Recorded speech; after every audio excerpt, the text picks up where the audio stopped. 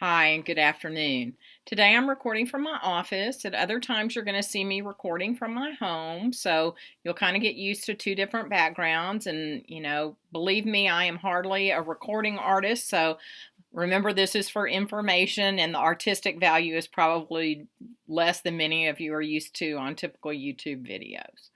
First thing I wanted to do today is just welcome you again to the class and give you a little bit of feedback in terms of our introductory assignment.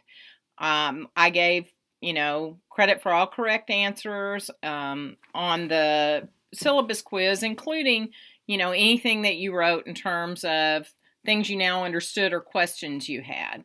Probably the most common question on that quiz is, how is it going to work that we have these group projects in an online class? And what I would tell you is you do have two group projects.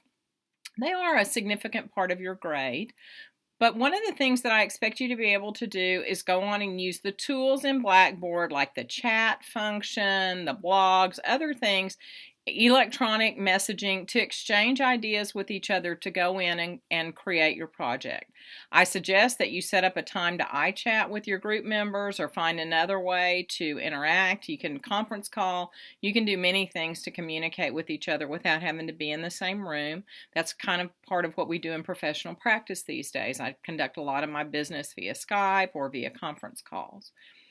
And really have a conversation about the point of your project and then go about thinking about how you're going to work collectively together. I would say the most important thing to remember is that it's not that, we have these 7 things we're going to do, and so everybody's assigned a certain number, and the night before the project's due, we'll put them all together and submit it. That will not usually result in a very good outcome for your group. And having taught this course multiple times, I will tell you that when people work well together, usually they do very well on these group projects. So more on that in the future. I really enjoyed getting to see your postings online, your introductions of yourselves and your images and your responses to each other. I was really impressed with how supportive you were of each other and how carefully many of you had read the postings of your peers. So I think that's great. A couple of things about posting in the future. This time I did not take off any points for things like spelling or grammatical errors or people almost writing in the way you would text on your phone without appropriate punctuation and capitalization. In the future, I will deduct points for those things, and here's the reason why. Teachers are held to a very high standard of professional writing. When you send something home, the parents of your students have every reason to expect that it will have been carefully proofread, that you're using correct grammar and spelling, etc. Now, we all will make an occasional typo, and I will do that too. And so I'm not going to, deduct a huge number of points for something like that, but I do expect to be able to tell that you've proofread your work, and that includes just your, submissions to each other on a discussion board. Like I said, it's time to practice that professional writing. For many people, it helps to go ahead and draft whatever you're going to post in Word and then use the spelling and grammar check before you post.